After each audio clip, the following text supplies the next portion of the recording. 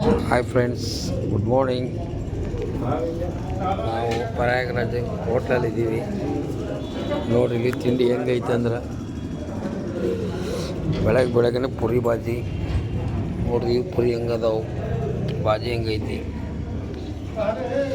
ನೋಡಿ ಸರ್. ಎಲ್ಲರೂ ನಮ್ಮವ್ರ ಅಣ್ತಮ್ರು ನಾಷ್ಟ ಮಾಡಕತ್ತಾರ ಎಲ್ಲರೂ ಇಲ್ಲೇ.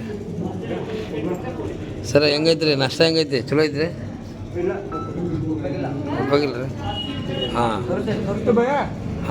ಅವ್ರು ಎಲ್ಲರೂ ನಾಷ್ಟ ಮಾಡಕತ್ತಾರ.